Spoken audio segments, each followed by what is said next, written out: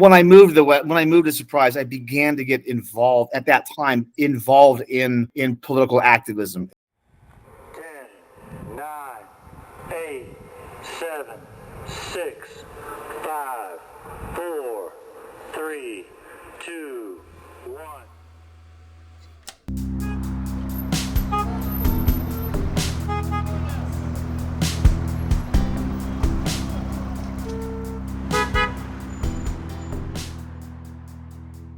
The Grand Failure Beyond the Streets. Hello and welcome back to the Grand Failure Beyond the Streets podcast. I'm your host, Rebekah Massie, and today, instead of talking about traffic or other issues within our city of Surprise, I am going to talk about something that is in season.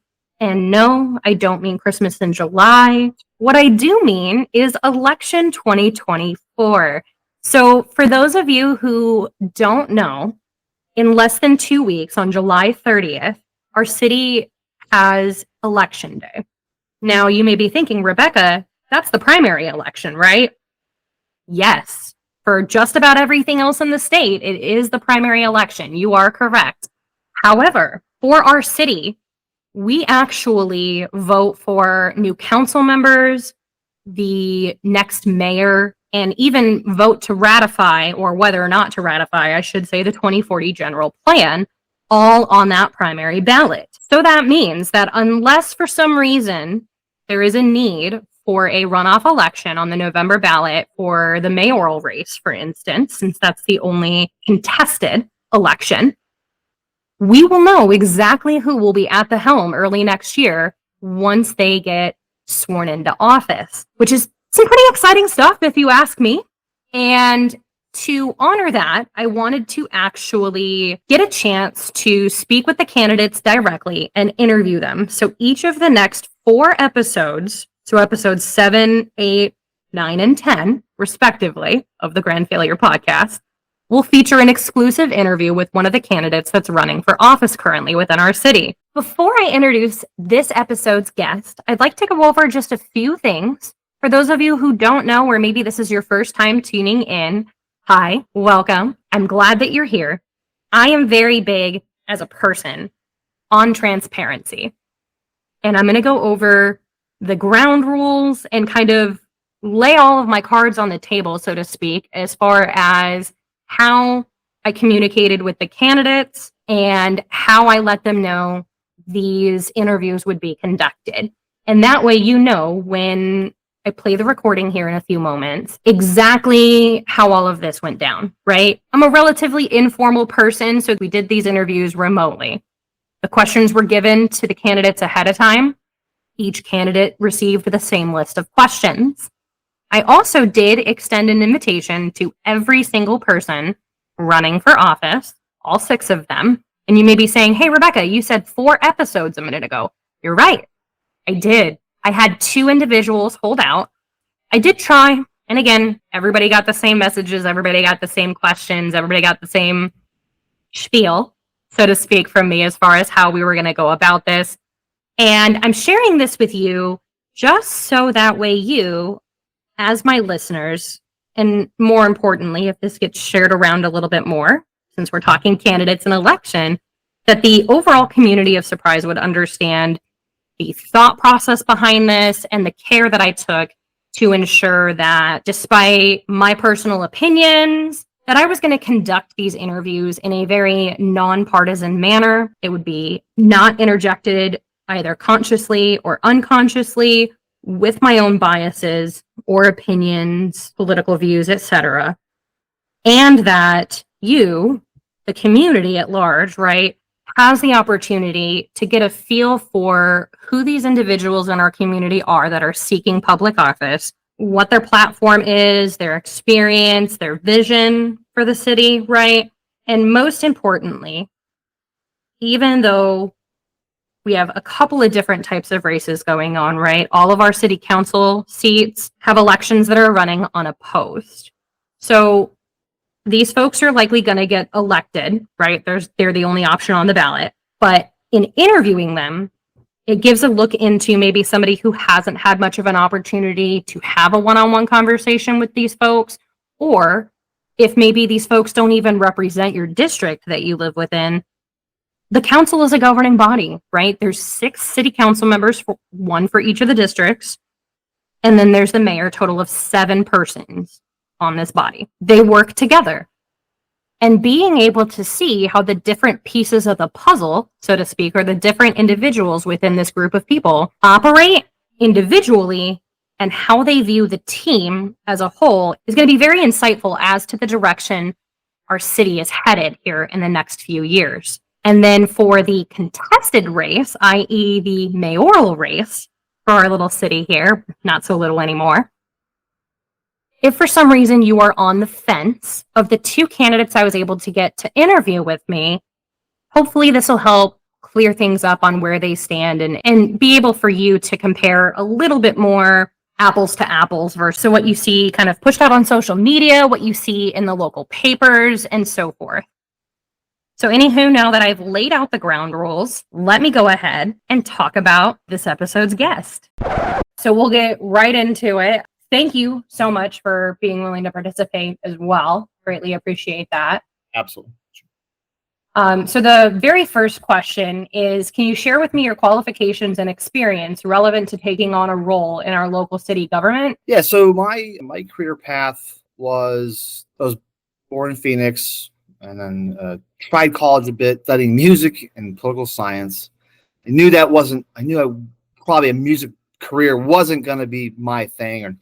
So I joined the Navy and spent 9 years serving aboard aircraft carriers. I was a reactor plant operator. Got out and came back to the Valley, bringing a new family with me. And we eventually settling in Surprise about 13 years ago. When I got back, I did a little bit of corporate real estate on the engineering side, which we talked about briefly. And then I got hired to the firm I'm with today, which is an energy service, energy performance contracting. And so, again, still basically just doing the power generation side of energy services and private sector. And so that's been my career for the past, 15 years or so. Doing mostly, again, I'm mostly on the engineering side, not so much financial, but mainly on the engineering design and testing. But a lot of skills come from that. Working with not only private contractors, but with federal agencies, state agencies, municipal governments. So it's a broad mix of customers, and you deal with a lot.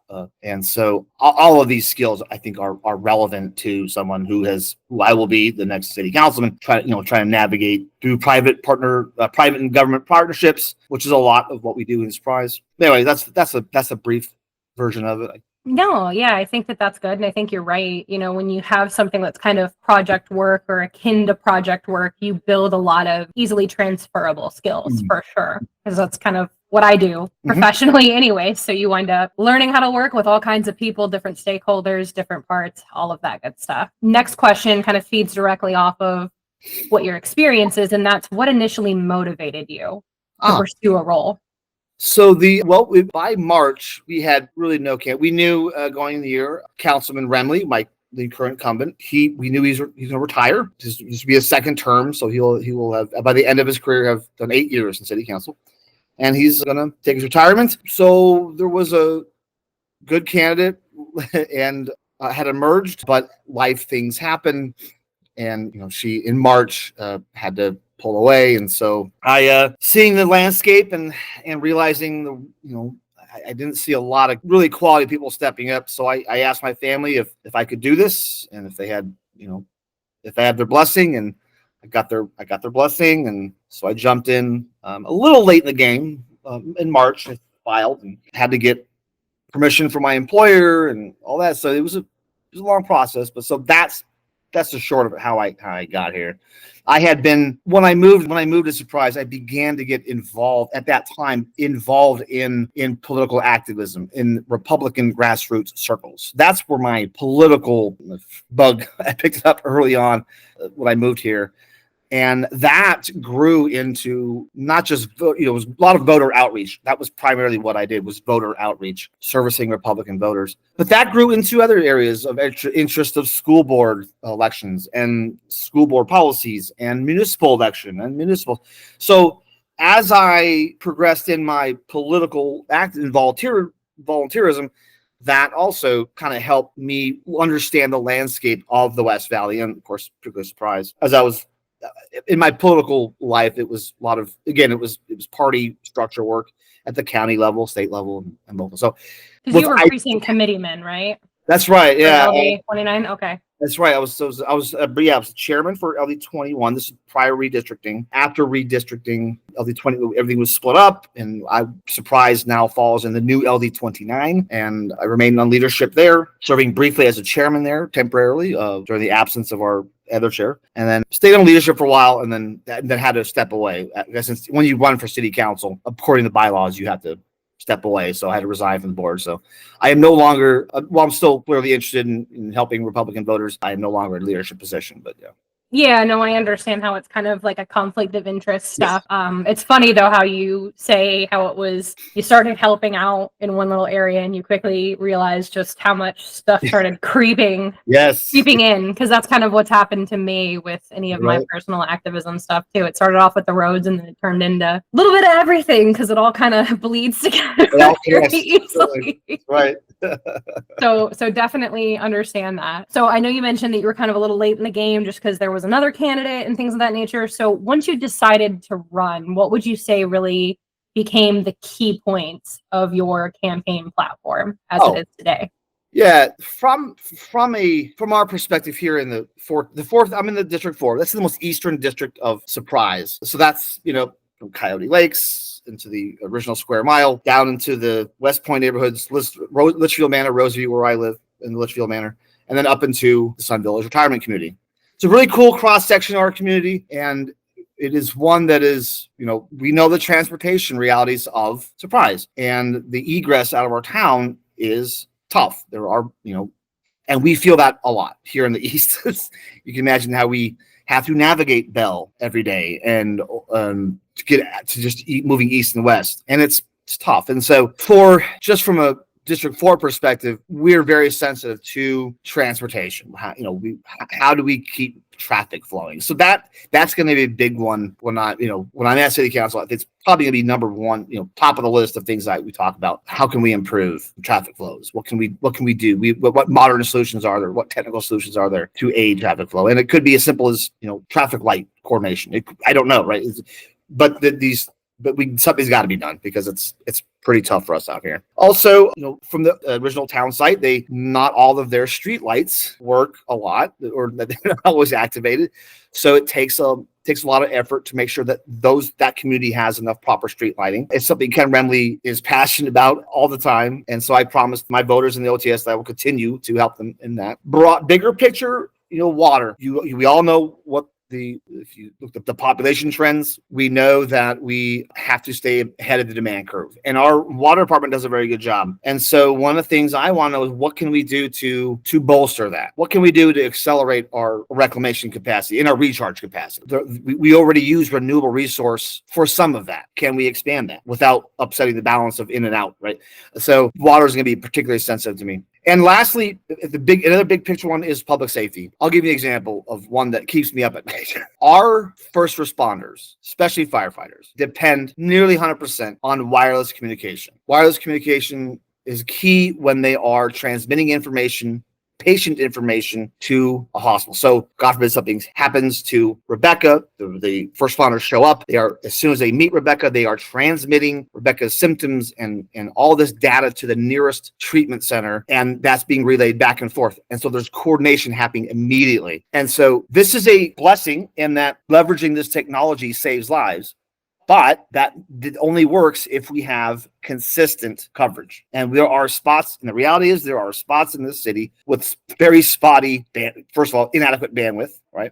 Inadequate cell phone coverage. They're everywhere in the city. It's not everywhere, but there's enough pockets to create disruptions. And it keeps me up at night knowing that, God forbid, something happen, we lose communication. That could be a life or death. No, and I think that that's really important and a really good call out because we hear a lot, right? Like me being up in District 1, obviously transportation is a huge issue up there, Absolutely. Because I'm over in North Copper Canyon off of Deer Valley and Grand, so not off 163rd, where I'm literally trapped if Grand Yeah, is screwed that's up, right. basically, unless I dirt road it. And I'm like, I'm not risking a tire or an axle. No, thank you. But with the first responders, right, it's not a matter of having the resource. Like, yes, that's part of it. But to your point, right, the wireless service, we rely so much on it. And I worked for my last 2.5 years at Verizon Wireless as a technical analyst, where I was doing all of the complex network repair bureau callbacks and contacting customers. I would do things for executive relations when somebody would call or like email the CEO going, hey, my phone isn't working, my service isn't working, whatever it is,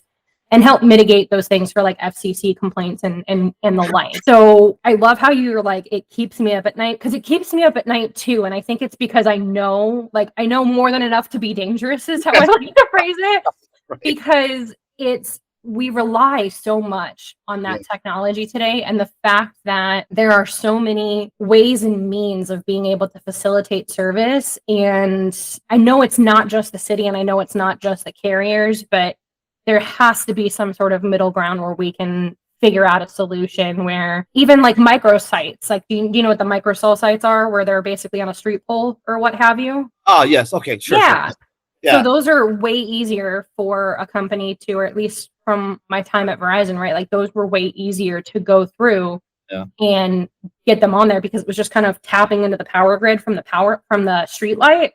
Yeah. And it would be a microcellular. They can do repeaters too. So if it has enough of signal, they can bounce it to where it needs to go. Yeah.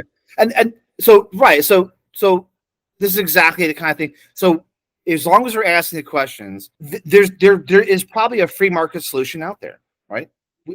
I don't know. Again, There is, yeah. And there's things that private consumers can do too. Like they can Right. call in, they can file a complaint, and they can get a network extender. Like I have a network extender in my home, or I would not have cell service. Sure. But Sure. it's relying on my internet backbone, which means that if CenturyLink has an outage, or if I have a power outage, I'm dead in the water. Like not Right. only can I not work, but I don't have my cell service. And it's like pulling teeth to maybe get it in the right position to at least text my boss or whatever, be like, hey man, power's out. So yeah, and this is, as I've been during this campaign, one of the things I've been doing is I have visited ASU West Campus, and I talked to them about this, and you know they understand, and in fact have introduced me to different initiatives that are out there, facilitated by ASU and other communities to deal with this, because we're not the only community that has to deal with this. So there's a lot of options out there. I think it's just a matter of making it a priority, I think, and I think it should be, because if we don't have communication, then you don't know how far help is away, or you can't be alerted of traffic issues as you're leaving, or like it kind of all interconnects to everything. If I go back to transportation real quick, I want you to know how much I feel the people, the communities, the citizens of Surprise who have to go through the 30360 interchange. God bless them. It's the worst thing ever. And I am so glad that there is money being allocated from the legislature, thanks to our state legislators who have brought money to to get that study going, to get that corrected. And I feel your pain over there. And so yeah, and I know that you guys have, not necessarily in the same magnitude, but I've driven through District 4. Like I know roughly where it is, and you're kind of in that cusp where it's right where Surprise, El Mirage, and Sun City all meet. That's and right. So just the egress and everything is kind of bat poop insane over there, because you've got multiple municipalities all there with different egress and ingress points, and who owns what part of the intersection and everything. So you kind of have your own mini situation over there, like we have with the 60 and the 303 and 163rd in Deer Valley, because you have just so many different little pockets. It's hard to get everybody's buy-in to actually be able to do the thing. I have found what was eye-opening to me is I realized how much the West Valley communities have to work together. As this might sound weird, but I have been meeting El Mirage voters. They are my neighbor, and I have talked with them, trying to build a relationship with they're having El Mirage is having their own election. They could have a new city council. And so one of the things I'm doing, not only trying to get out to speak to voters, but also trying to talk to other community leaders nearby. I was in Buckeye yesterday. I will go to Avondale next week. And so every once in a while I do try to keep, because I realize that the West Valley cities, we're gonna have to do a lot of keep maintaining that strong relationship, especially in as we go forward. So. And I think you're 100% right, because like you're close to El Mirage, right? District 1 touches very closely to Peoria, and especially as like the new chip factory that Peoria Greenland over there is going to go in, you're going to need more support there. Yep. You have Buckeye and Avondale, right? And then Waddell, I think, is technically unincorporated, right? Like they don't have a formal city government. Right. So, but if they decide to incorporate, we're going to need to work with them, or if they get annexed into Surprise, like same thing, we're going to need to have that level of outreach to partner with them, and then kind of like probably be like what District 3 and District 6, where we're close to like the Glendale warehouse district. That's right. Yeah.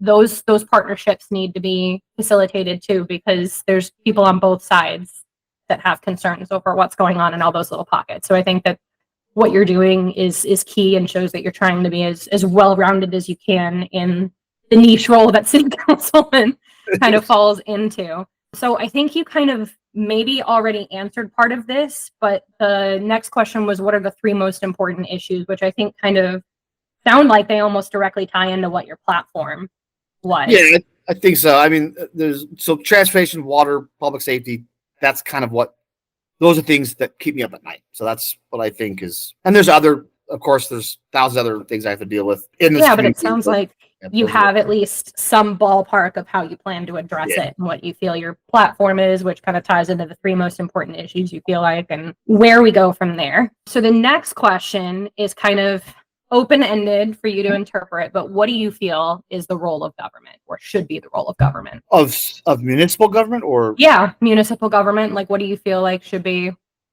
Well, that's where, so I guess broadly speaking, the role of government decreases the further away you go from home, right? So ideally, the way the founding it was intended was the federal government was furthest away. They had their role, which was minimal. This was to protect the welfare of the nation, our borders, create the federal network, federal judicial system, interstate trade. So there was a very limited role because they understood that nobody, my representative in the Senate has no idea really what solutions are needed here in the ground here in Surprise, right? So as you go down, and so the state takes on more responsibility, and then county, and then when you get to the municipal government, that's where the most responsibility.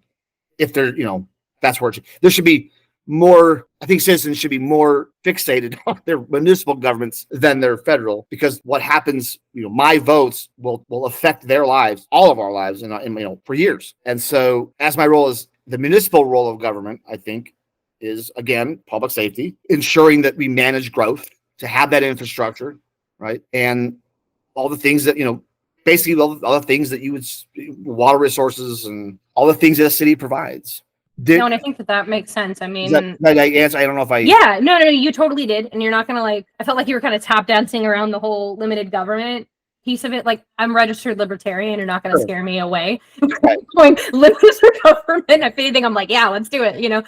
Type of a thing. But I think you're exactly right. Where the way that it should work and the way that it was originally designed is that the further out you go, the less impact on your day-to-day life it has, and it's more broad brush, and then municipal, it's not necessarily getting in the way of things that your average citizen needs, but making sure that those basic needs or basic rights are fulfilled and protected. Absolutely, yeah. So the limited role really, again, the guys in DC should have no business making education policy. There's nothing.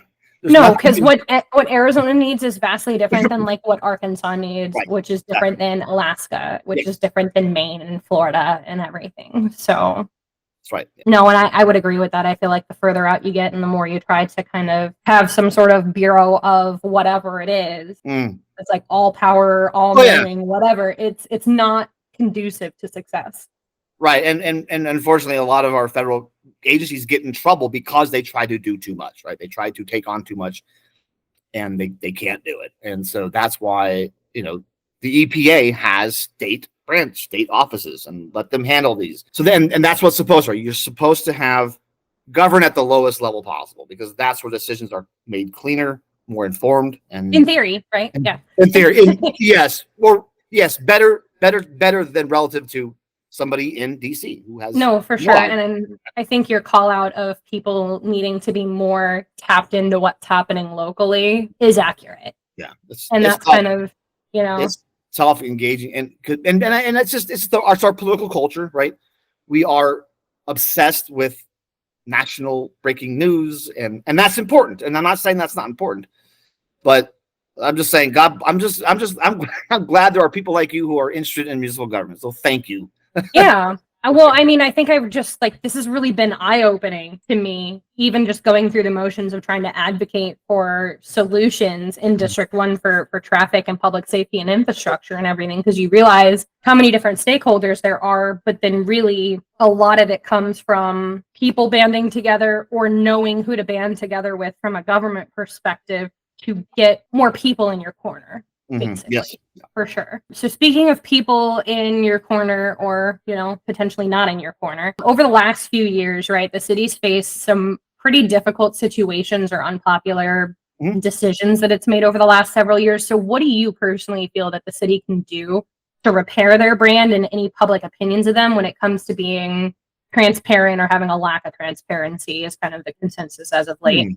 And avoiding any further accusations of, say, like corruption, not necessarily working in the residents' best interest, or just any of the negative stuff that sometimes we see on social media about the local government. I don't. Yeah, I never. So I think maybe the complaint I get a lot here in my district which was the latest vote, which was the sales tax escalation. That one concerned a lot of people in my neighborhood, and largely because the approach that was, I don't think it was an ideal approach. How they took what they did basically is we had a revenue shortfall, and so the plan out the gate was to essentially minimize the cutting. So if you have a revenue shortfall, you got two choices: you raise more revenue, or you cut. Right, or something in between. And so out the gate, the proposition was we're just going to raise revenue, and there really was no public discussion about, well, hold on, what does a cut look like? So it was challenging for me as I'm talking to my neighbors and telling them about this sales tax hike. The sales tax hike it's not bad, it's not huge, but it's not nothing. It now brings us. We're either higher now. I think we're a little higher in Peoria now. Maybe we're very close. Yeah, well, I don't know if it's like neck and neck or. I think I think we've surpassed. I think Peoria we might be a little higher than Peoria. I think because we were basically at unity, and now we're a little bit higher. Yeah, I think the only one that's like close enough to us that is slightly higher might be just Glendale. Could be. Yeah, I don't remember, but I just remember I could not express to my neighbors, well, they had to do that because we couldn't cut the budget. And well, why? I don't know. So I can't tell them what the cut would have looked like. If you know what I'm saying, like there was never really a discussion of, okay, well, what if we don't want to raise taxes? What if we just took a cut in budget? What does that look like? So how do you think? Yeah, that makes sense. Yeah. And that into like the next question that I wasn't going to quite skip around, but now I'm going to skip around and pull that in there. But so when we're faced with issues like that, how do you think the city fixes the lack of transparency? Well, I think in this instance of the sales tax hike, I don't think it was a transparency issue. I just think that they never, or maybe it was, I don't know, but they just never made a public, hey guys, this is what options look like. I think to solve this, I would have approached it this way. I would have gone to the city, the residents, and said, we have a revenue shortfall. Now we can either cut spending or raise taxes, or a bit of both. But if we do, this is what it looks like. I think just that would have solved a lot of even like a comparison chart, a little bit like broad brush. No, exactly. And I would agree, because that was actually, and I'll segue into the tax question. So this was like the second to the last one that I had, but that question was phrased, in your opinion, and if the decision were entirely up to you, what actions would you have taken to solve for the budget deficits facing with that loss of revenue? And so I think definitely even just being that level of transparent where there's the compare and contrast for people to see is helpful, because even if the decision that ultimately comes down isn't the popular one, they can at least see, okay, well, this would have been worse. This is the lesser of two evils, or however people reconcile it to sleep. Exactly. Yeah. And at least the public could have said, well, they could have said, you know what, this cut doesn't look that bad, I'll eat, or this cut is too bad, I'll eat the tax hike. Or they could have said, I can live with this cut. Let's do that. But we never had that. We never got that discussion. And this is going to be, this could come up in the future. We could have another. God forbid we have a recession. I don't think we're out. But I mean, God forbid something happens in the economy and we have another revenue shortfall. What do we do then? It's going to be very difficult to go to voters and say, I know we just raised your taxes, but we got to do it again. It's going to be a very hard conversation. And so that's why so now going into it, I tell my voters, if we have another revenue shortfall, the first thing I'm going to tell them is here are some cut options, because it's going to be, it's hard to sell the public another back-to-back tax, especially since they're going to face these questions on the November ballot. There's going to be more. We've got Prop 479 and anything else that's coming down the pipeline. Right. And so that's why it makes this so tough, because I just feel like as long as I can able to tell the voters, listen, here's the options. You tell me what you want me to do. At least they have they can tell me. Yeah. And I think that's key. And I think the fact that you're humble enough to recognize, like, hey, I'm not going to make a decision that pleases everybody, because it's kind of like that old adage of, like, you can please some of the people some of the time, but you can't please all of the people all the time. You're never going to. But being able to show, because I remember I was at both of the different meetings that they had, where the first one where they were potentially going to vote for the increase in April, and I was the only one that spoke, and I was the one that basically was like, hey, city, you're not in compliance with ARS, so like legally you can't pass this right now. And that's what reset the clock to the 60 days. Oh, they didn't have it on social media. Yeah. This was a lack of notice or something? It was a lack of notice, because I was like, there's no way that this is like, I've done a lot of digging since I've been active and looking at everything, going, okay, hey, like, how does everything play together? Because there's certain rules and ramifications that have to be followed in order to adjust taxes or things of that nature, right? So I found that out. And then even the second time around, it didn't stop the vote, nor did I expect it to. But some of what's in the revised statutes is exactly what you mentioned, where you have to kind of prove that this is necessary. And I don't feel like it was ever done. And I could live with it, even though I am firmly in the camp of I would rather pay zero taxes and privatize as much as possible. I can live with paying something, especially if it's the most equitable thing, which I think objectively sales tax is one of the more equitable taxes, because you're paying a certain percentage on whatever it is that you buy and everybody pays it. You know what I mean? It's not tiered. Yeah. But definitely, I would agree. I think taxation of consumption I would rather do that than productive income tax or anything else like that. We're paying taxes routinely on stuff that you already own, like property taxes or, taxes or registration fees on your car. You know what I mean? Like, it's one thing to pay for the tag, but to have something assessed on a value, kind of silly. But, that's a TED Talk for another time, I feel like. But, sure. It's one of those things where even just going that extra mile to show, hey, this is what would have been cut. Because I remember sitting that second time in council chambers and looking at the fiscal year total budget figures between 23 and 24 and seeing that I was able to find, I think it was like $3.1 or $3.2 million right off the bat, just in department increases, not cutting things like public safety or water or transportation or any of the big ones. I think the only thing that I didn't not factor in was parks and recreation, which I know sometimes gets people in hot water, but we have to kind of start looking at things of needs versus wants. I feel like, and what we sometimes fail to do is you've got some people in more of the developed districts or the districts that don't necessarily face the transportation issues that 4 and 1 I think kind of have a little bit more of a unique circumstance too, where they're like, we want parks. And it's like, that's great, but that's not necessarily the role of government. Like an HOA can put a park in, If I briefly just say, just so if my voters are listening. Yeah, no, for sure. Cutting of public safety for me is a non-starter. So I just want to be clear. No, and I think that should be the absolute last thing that gets cut if it gets cut. That would be if I'm a city council and I'm told that the fire department's got to take a cut, that's going to be a very difficult conversation. No, and I'm in the same way too, because I can't go and complain about all of the infrastructure in my area and yell at city council or whatever, about our abysmal response times. Because like FS 304 up in my neck of the woods has an average response time of like a 90% ART. So you drop the bottom 5 and the top 5, get those anomalies out of the way. It's like 11 minutes, which means that that's tough. Yeah. Like even if you go into cardiac arrest and I am doing full blown CPR on you for that entire 11 minutes, chances are you're not going to make it. Yeah. And so I look at that as a mother, or even some of because there's the Asante retirement community, the heritage community that's up off 163rd, Yeah. kind of like you've got that retirement community near you. You said it's Sun Village, right? Sun Village is it's the same thing. Yeah. It's an older population where obviously everybody seconds count, but especially when you have more fragile states of health, it's even more. Fortunately, I think what brings me comfort is Sun Village is geographically located in this great zone of fire protection. So that's the good news of just the station coverage. So and at least you have a couple of other municipalities close by too. So even if somebody's coming in and doing like an agency assist or what have you, where like for us, maybe like Whitman, which isn't. Sometimes they might beat them. Sometimes they. It just depends on what's going on, So moving into the last. I'm sorry. Just before. What I have not done yet, just so you know, I have been visiting department heads. I have not met our city's finance director at this time. Okay.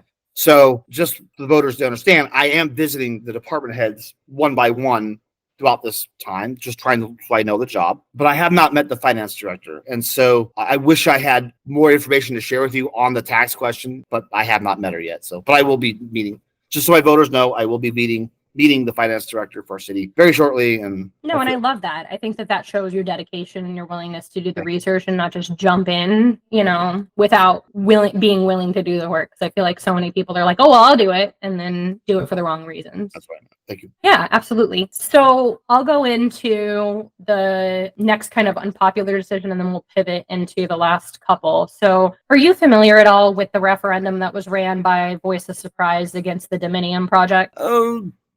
Even just vaguely? Vaguely, yeah, I heard about it. This is I believe, this is the community was Cotton and Waddell, yeah. Yeah, okay, right. I remember this. Yeah. So if you're familiar, since you're a little bit vaguely familiar with it, what are your thoughts on it? Like, would you have voted in favor of the project, against the project, or how would you have balanced that? Because I feel like in city council, right, there's gonna always be something, what I mean? My concern with that at the time, I don't know if it's been resolved since, but because I drove past that, I remember when this was going on, and I know Pat Duffy at the time was kind of scratching his head on this, and he showed me the roads, and I remember seeing on Waddell as you pass Cotton that there was not a whole lot of right of way. There wasn't a lot of room to expand at that time, and I think if I recall, the trick was the adjacent property owners would not. I could be mistaken, but if I recall, they would not allow the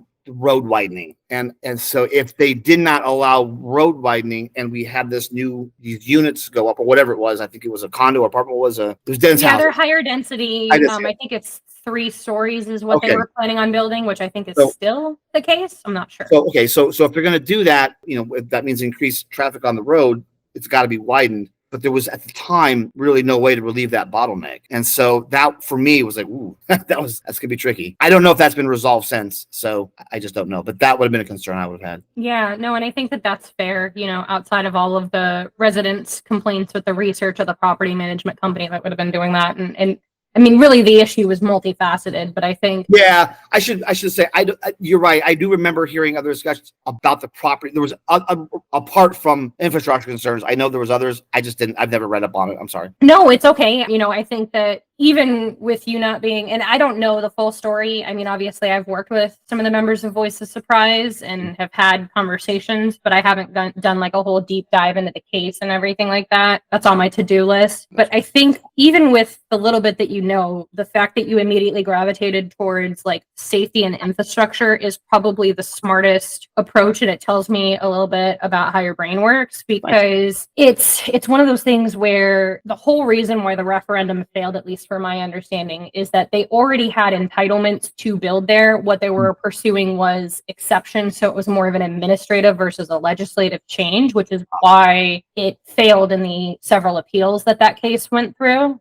because they just kept going back to, hey, it was administrative, not legislative, therefore a referendum's not warranted here. But at the same time, I feel like there's one of the things that we face in the city, right, is there's all these different like pads and PUDs and different plots of land that already have these entitlements that were granted, 15, 20, some of them, 25, 30 years ago. And how do we, even though they're legally allowed to do what they're going to do, like we don't want to infringe on the rights of the property owner, but we also don't want to infringe on the right to, pursuit of happiness, livelihood, whatever phrase you want to use to coin, of the existing residents that are right adjacent to that property, or people who travel through that corridor. And I think safety is probably the safest and the thing that'll hold the most weight when you're coming to the table of negotiations. You know what I mean? Because you can't slap a bunch of people in somewhere if the roads don't support it.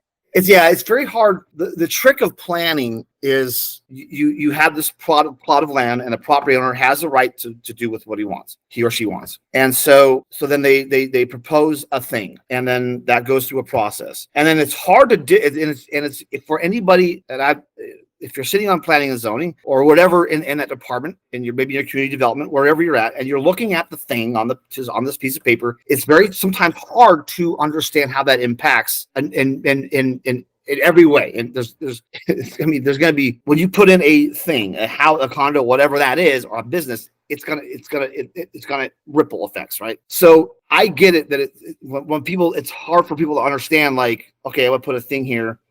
But do you think about what does that mean for roads?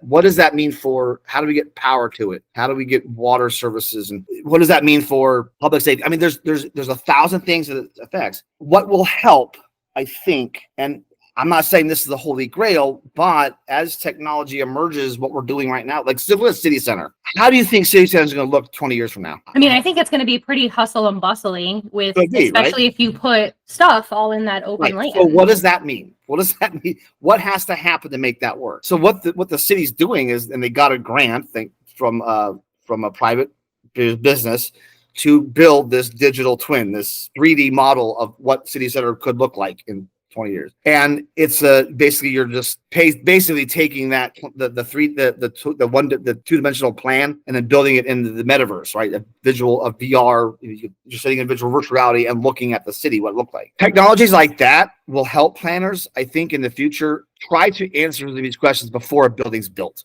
Before you put something in that's going to put stress on a road, or you got to figure out, and then you have to make all these decisions on the back end. Oh yeah, how am I going to get water service to that? So there's emerging technology that we could use. It's not the holy grail, but it can help at least put perspective. Give that perspective of what it could look like when you put in a condo at this corner. No, and I think that's a really good call out. For sure, is using some of those more tech savvy solutions. There are modeling and decision, and there's so many different things that are versus just your paper-based primarily traffic study. You know what I mean? Like there's things that you can do where you could simulate, okay, hey, if we go from having 50 cars on average an hour on the road to 100 cars, what does this look like? Exactly. That's exactly what I'm talking about. Yes. Now that answers that, just all that, and it's a useful tool. And it answers it. It's an engineering solution that doesn't answer the question of what the community may want, right? We can't simulate what does the community want the thing. Does the community, you know what I'm saying? And all of that is really hard because then you're getting into citizen or resident participation, and then part of that is the marketing and the information that's available. But I think even just having some of the logical information available to process and then have some sort of breakdown where it's easy enough for the average person to follow, and show, hey, even if we triple the amount of cars that's on this road, the way that it's built right now and the way that the lights are timed out, it can handle it, right? Versus you're going to be in gridlock. Yeah, sorry, you're out of luck. You're good luck. Right, yeah, no, and I think that's really, really important. So speaking of diverse needs and everything like that, so obviously, I'm sure you've gathered, even within your district, right? Like our city is very full of a myriad of opinions, diverse groups of people, and vast variations on what the focus of our government should be and local government should be, how to solve for those concerns and issues. So what is your opinion, and what restrictions, if any, or what guardrails is probably a better term than restrictions should be placed on residents' rights to express those opinions. And that could be during a call to the public, that could be official capacity, like sending letters of support or against or things like that. Like, how do you think that we effectively balance and guardrail those? Because obviously you can't just let somebody come in and filibuster a city council meeting, for instance. You know what I mean? But how do you balance that? Yeah, that's an interesting question. I have never First of all, I think I have never had a problem talking. Well, there's always going to have some people in the community who are just impossible. You're never going to please them. So whatever. But for the most part, my views, I remain as open as possible. I try to be as, from my part, just be as accessible as I can to my neighbors and, hey, you guys want to talk? And so they know where I'm at. And but in city council, I mean, I think it's a good system now. One thing I didn't see it at city council. I saw it recently at a school board meeting where a woman was late. She parked in the wrong spot. Then she got into the chambers a minute late or whatever, and they wouldn't take her question because the meeting had already started. So I remember thinking, like, come on, do we have to be too rigid? So there's a balance. There's got to be a balance. Don't be so rigid where you lock people out. Where you remove the human element. Almost yeah. Let her talk. I mean, there's it wasn't like there was a crowded room. There was 2 speakers, I think. She would have been the third, I believe, something like that. And I remember seeing that, and I'm like, oh, I hope I never, please, if I ever become so owned by, and so, if I'm this religious on these rules, kill then me. You've kind of lost it. Yeah, no, I get it. It's one of those things where, oh my goodness, there's rules and there's law and order and whatnot, especially when you get into, Robert's rules and whatnot, how our council runs. Right. But so I guess be as as possible. I've never seen that happen at a city council meeting, to the best of my knowledge. But my thought is, there's time. There's time. We don't have to.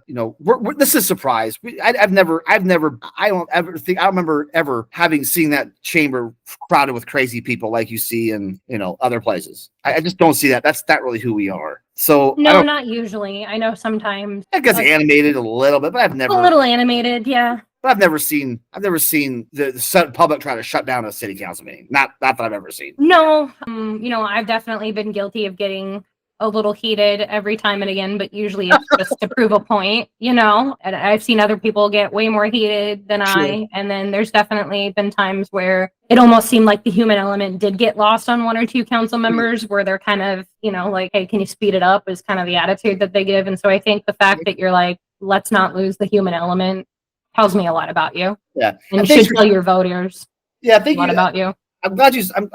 That was a good question, because I had not thought about that until now. So, but yeah, okay. I mean, I don't envy your position. It's not going to be an easy one, because there's going to be times where maybe that, like, I know some of the complaints around when the Dominion thing was going down is a lot of people got up and were saying a lot of the same things, and it's like, okay, well, you can get irritated that you've got 50 people getting up and saying the same things, or you take a step back and go, hey, instead of me feeling like this is a waste of my time, if there are 50 people that are echoing the same concerns, maybe we owe it to them to go back to the drawing board and figure out, okay, hey, even though we can't focus on their wants, they don't want this, but is this the right thing logistically? Can the road support it, or is there any other reason why we can't maybe give them what they want, but for different reasons? You know what I mean? And just kind of having that a little bit more logical and balanced approach.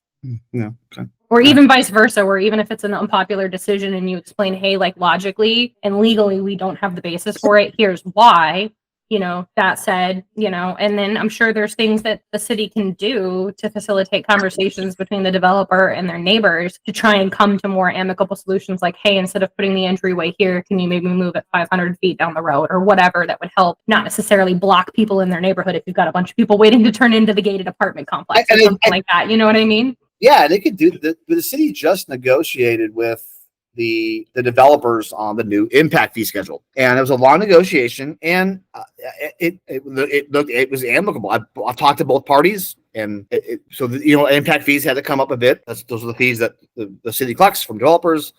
to pay for public safety infrastructure, blah, blah. And so those, so they went through that round of negotiation, and they came to a pretty reasonable, I think, outcome. But that doesn't mean that, but there's still room to negotiate. So these impact fees get renegotiated, I think every 5 years, something like that. Yeah, I think that's what they said when I was looking into those.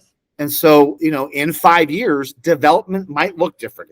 It might be, maybe developers will be building parks differently. They share resource with the city. So maybe that fee goes away. All these fees can be modernized and we've already done that this last round. So if we can do that, if we can negotiate with these developers, and the developers do not like impact fees. Right? No, they definitely don't, because it impacts their bottom line. And I get it. I get it. But at the same time, it's like, why should I, as the taxpayer, fund your development? No, you're right. Listen, it's very hard yourself, for me. We're District 4 is landlocked. It's just infill here. Infill, that's it. We're not growing out. It's very hard for me to tell my voters, hey guys, can you subsidize the Santes for me? What? How could I ask them that? That's insane. Right. Would they be, what? And it's like some of it almost comes down to, like, I remember talking to Quintus Schultzka about some of the development impact fees, because I was torn, because on one hand, like, I don't want the government to get in the way of private business, but at the same time, it's like development should pay. Like, I shouldn't have to be subsidizing as a taxpayer somebody's business venture, especially when we're talking about roads and infrastructure and solving, because obviously District 1 is still growing out. They're still growing up. We're not landlocked, right?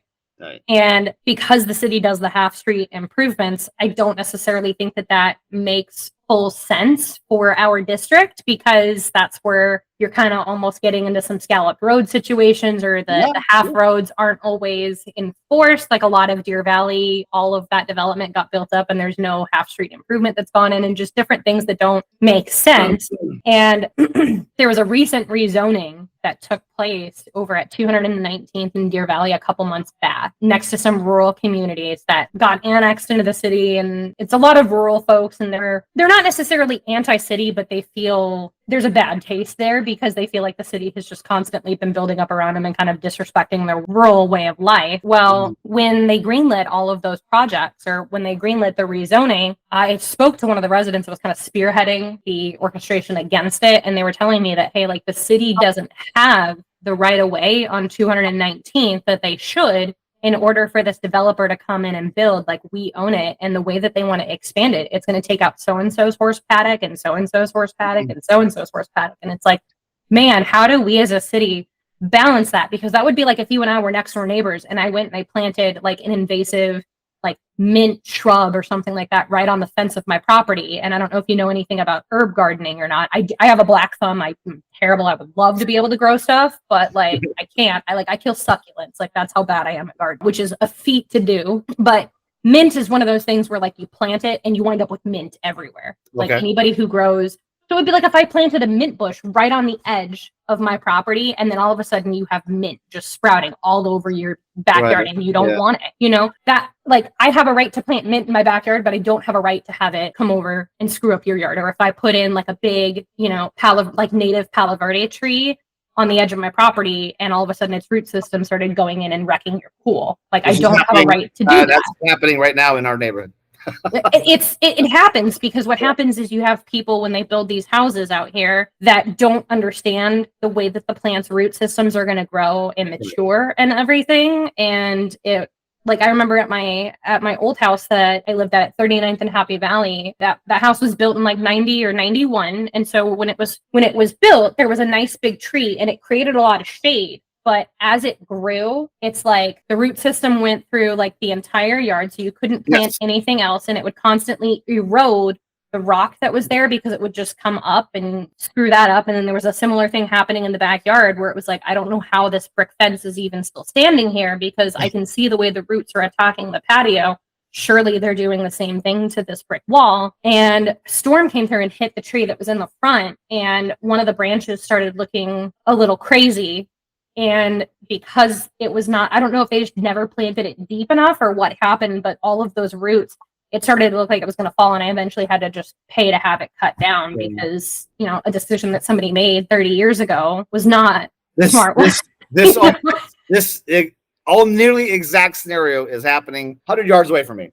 from a neighbor of mine who's going through something very, very similar. I know Well, that's this, like in the house that we're living in right now. Like I need to pay somebody to come in and do landscaping and everything. But like there are several, forget what kind of bushes they are, but there's several of them that are kind of like huddled all together. And because they're overgrown and I haven't had somebody out to trim them since before summer, and then we've had all the rain and the nitrogen from the lightning and thunder and everything has caused them to grow up, on either side of my driveway, you have to go like bushwhacking is what I call it to get into the car because they're just so overgrown. It's like, why would you plant something that's that aggressive and grows that quickly, that close to like an egress of where you would be walking to get into your vehicle? can I back up that to Yeah.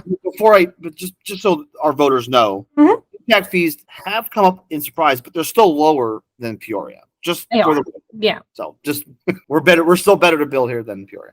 We are. Yeah, no, we definitely are Thanks, more Peoria. developer friendly, and we have been for a while, which I think is good because you want development to come into a growing city. Yeah. And I think that's part of what gets twisted by whether it's people that are currently sitting on the council or people in the community or whatnot. I'm like, I'm not anti-development, and I'm not even like not in my backyard type of a thing, but there's a right way and a wrong way to do every single project. And so sometimes does it wind up being not in my backyard? Yes, because it's like, why would you put that there? Like that doesn't make sense. Like some of the stuff and some of it boils down to decisions that were made in like 93 or 95 or what have you out Absolutely. at 219th in Deer Valley.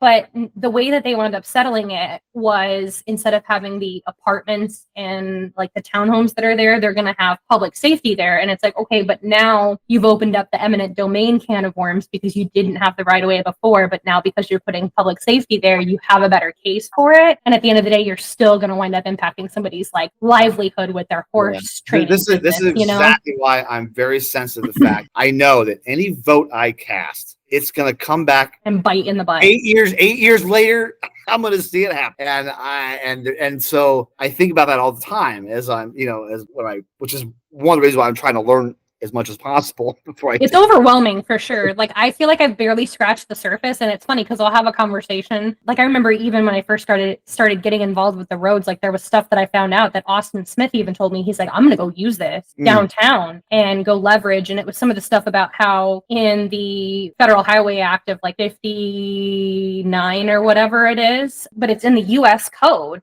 where it talks about how the U.S. Department of Transportation has the responsibility to maintain like the interstate highways. So in this case, the 60, right? But then it also talks about how it can trickle down, kind of like what we were talking about earlier, to state agencies, in this case, ADOT. And because ADOT is controlled by the governor, and also in that United States Code item, it talks about how the state, it basically kind of delegates it in a way that the governor and the Arizona Department of Transportation have a responsibility to maintain those corridors of highway and address any public safety concerns for those parts of federal highway systems that transect Arizona. And Austin was like, I had no idea that this was like codified somewhere. And I'm like, hey, happy to have done the research, type of a thing. And he went and he took it. And I think between him, Champ, and Montenegro were able to get some of those funds that were allocated. And obviously it's not the end all be all, but it helps. Number one, it's the start. You can't launch this if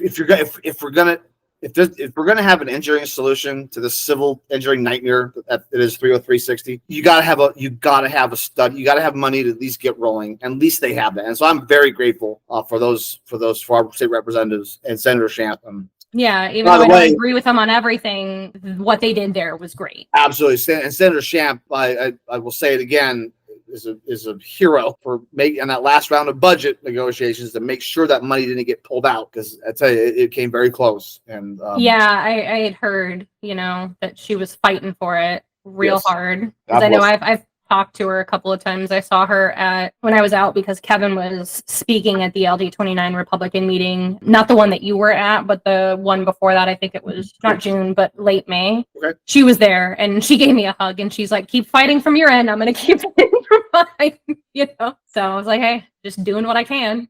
So I have one last question for you, and this is kind of a little bit more of a fun one. You can interpret it however you want. But let's say fantasy city council draft. In your mind, if you could just draft a group of people to work with you, what do you think would be the ideal group of officials for our city government? So like what sort of ages, stages of life, experience, things of that nature? Like what do you think? Because obviously you can't be jack of all trades and master of none. You need different people that are good at different things, right? Yeah. So what sort of diversity would you like to see within city council and people bringing stuff to the table? Okay, I got you. I would like one thing. I don't have a strong financial background. That wasn't my education, and I hope we have. I know our city managers have a ton of wealth of knowledge, but it'd be nice if there's. And I don't know if we have that. Maybe we do. I don't know Nick Haney's background. I don't recall, but I know he's firefighter, so I think that's why he was public safety. Yeah.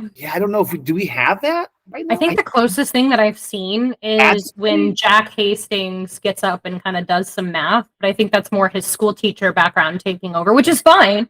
Yeah, right. I keep joking. That's why I keep joking with Quintus Schultzka, because he does some more financial stuff. I was like, you just need to get up and be the numbers guy, man. So that'd be nice to have somebody with a strong or any kind of finance background. Again, I didn't work in finance. That's not what I did. I do like. I don't know if you've met the Earl Greenberg, who is running. I haven't met him, but I know he's running for Allie's seat. Yes, and he's got a very unique background, and he's like me. We're kind of like data tables kind of guy. He shares that with me, but he also does theater. So he's got a very, very cool imagination and very funny that he does theater, because Quintus is also a theater kid. Because I remember I was joking with him one time about, hey, do you think I could go 36 seconds over the allotted speaking time? And he was like, I hate to ask, but what are you thinking? I said, I'm really tempted to rewrite the Donny Osmond song from Mulan of "Let's get down to business to defeat the Huns," or what have you, like make a man out of you. That's funny.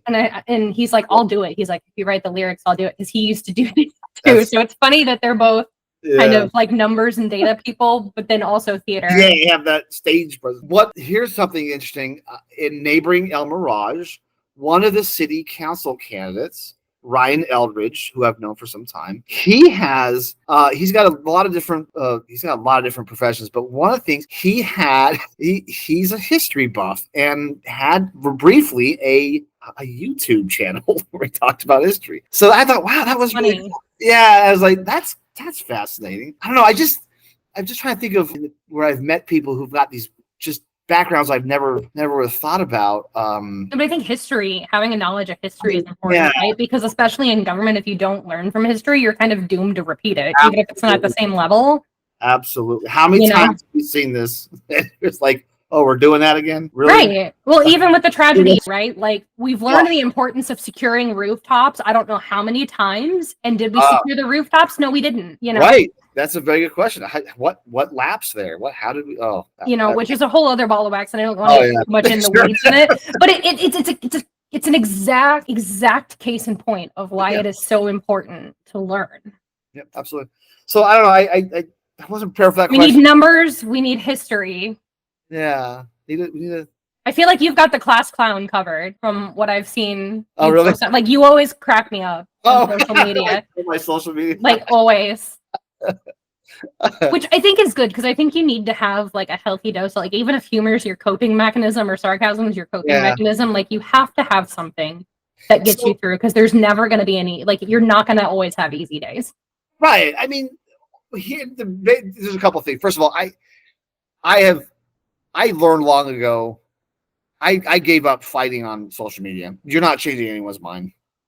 There's no point. No, the only time I ever do is when I know it's getting me more, like when somebody starts arguing with me in the comments on Facebook on one of like my grand failure posts. I'm like, cool, you're just bringing it up in the feed for everybody. I can do this all day. That's true. Yeah, you're amplifying the. Yeah, I'm like, there's no such thing as bad press. Toodles, whatever.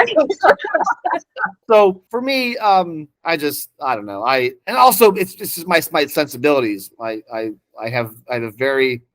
I love sarcasm, obviously, and the ridiculous and the obscure, and while it doesn't come out, it's also have a sardonic sense of humor, and I try not to bleed. I try not to. I get to that bleed through, but it might, because just if anybody knows me in real life, you know how dark my humor is, and Oh yeah, I'm the same way. Where sometimes I'm like, ooh, that should have been an inside thought. Yeah, exactly. So I do have to keep it in check and keep it light. And I have found it's much easier. I'm not going to convince. I mean, I would rather debating in face front to front is easier, because at least people are emboldened over the phone and over the internet for sure, and they will say things on the internet or say things on the phone. Like I remember working call center, like the names that I would get called over a $35 late fee, like back in the day, and it's like, do you kiss your mother with that mouth, sir? Right. Because why are you this angry? And by the way, you paid your bill late. Not me. and I'm guilty of it. If I go there, I'm sure there's comments that I'm ashamed of right now. And I've definitely done things where like every now and then I get a Facebook memory and I'm like, ooh. Oh yeah, exactly. Like I said that. Oh my God. Ooh, God, delete that. But I'm glad. I'm glad. I do usually get good feedback from my social media feed. Thank you. I appreciate that. Yeah, I think it's funny. Like when you were joking about putting a whole bunch of signs up along the 303, I was like, yeah, just pull a Joel Pyle out in Fountain Hills. Which, like, I wish there was a good Google image of it, because did somebody send you? No. Did somebody send you a picture of what his signs look like? I remember the design. But the placement. No, like, so literally along Shea Boulevard, like from practically the second you turn off of whatever that road is that takes you up to Payson, signs. It's just literally like a wall of signs. Yeah. Like it's like he has like $100,000 of signs just all along. It's just like electro, like over and over and over again, like almost like you would picture. The way that it looks is it's almost dangerous to me, because it's kind of like if you've been driving that whole time, you know how you sometimes zone out when stuff to the right and the left is the same. It's that there's that many of them where it almost looks like like if you were showing me footage of somebody driving along Shea Boulevard, I would have thought that the video glitched out. There's right. I gotta call it. Thank you, Rebekah. I was gonna say we're good to wrap up, but thank you so much for participating. Tried to get some thought-provoking questions out there. Yeah, thank you for showing interest in local. It means a lot, right? That we still, that there's a venue here that I wasn't invited to any of the forums, but thank you for inviting me on your podcast. Yeah, absolutely. Trying to get anybody who is running on the show and get these out there and published before everybody finishes casting their ballots. So if they're undecided still, I mean, I know you're running unopposed, but they still got to at least bubble your name in a certain number of times, right? At least got to want to bubble something. Yeah, they can't just write none of the above and bubble that in. Well, they can. They can, right? But like you would like for them to bubble you and not none of the above. Thank you, Rebekah. I appreciate this time. This is a wonderful conversation. All right. Well, hopefully you all found this as interesting as I did to hear directly from the candidates on some thought-provoking questions. I know personally I was pretty excited at the chance and the opportunity and just the overall willingness from the 4 folks that graciously participated, be able to hear from them, right, in some less formal circumstances than we would typically come across them in the community, say at a council meeting or what have you. It was great to just have a human-to-human, person-to-person type of a conversation on what their views are, what they bring to the table, where they see the city going, vision for the future, and most importantly, how despite any differences in vision, politics, viewpoints, how we all come together and move forward as a community, and how they move forward, the new folks that are going to be in office early next year, move together as a governing body to serve our city. If you haven't already, I do encourage you to go ahead and subscribe to the Grand Failure Beyond the Streets podcast, as well as, of course, give a listen to our previous episodes, and even more importantly, all 4 of these episodes in our special mini series, which once again, I am aptly dubbing as the candidates. Don't forget to tune in after the election. So sometime in August here, right around the corner, if you can believe that, I'm going to be wrapping up the very first exciting season of the Grand Failure Podcast. This is your host, Rebekah Massie, signing off for now, and I will see you at the polls on July 30th. Surprise. Take care. You're listening to The Grand Failure Beyond the Streets, a podcast about the ongoing public safety crisis in Surprise, Arizona. The Grand Failure Podcast is hosted, edited, and produced by Rebekah Massie. Jonathan Perry is credited with the voiceover and announcement work. I'd like to thank Spotify for podcasters as the hosting and distribution platform, and the folks over at Audacity for the open source software that made production and editing of this podcast possible. Any graphics, logos, or artwork used to promote or identify the podcast was created by Rebekah Massie herself using the Canva software program. Sound effects and music are provided courtesy of freesound.org unless otherwise noted, and Freesound is a website that offers royalty-free Community Commons licenses for a variety of sound bites, songs, and effects. I'd like to take a moment to give my heartfelt thanks and appreciation for each and every candidate that participated in this mini-series, and specifically those are Councilmember Patrick Duffy, Mr. Johnny Melton, Mr. Ed Cunningham, and Mr. Kevin Sartor. Any sources, news articles, or other information, including the candidates' websites if available, will be linked on the webpage dedicated to the Grand Failure Podcast on thegrandfailure.org. That's thegrandfailure.org. I'd also like to thank the local political action committee, or PAC, by the name of Voice of Surprise, for their partnership and my efforts on this podcast, as well as give a quick shout out and thank you to my husband, Mr. Brian Massie, who has graciously put up with my work on this endeavor. Thank you all for your time, and for all of the podcast credits, details, and information, head on over to my website, thegrandfailure.org.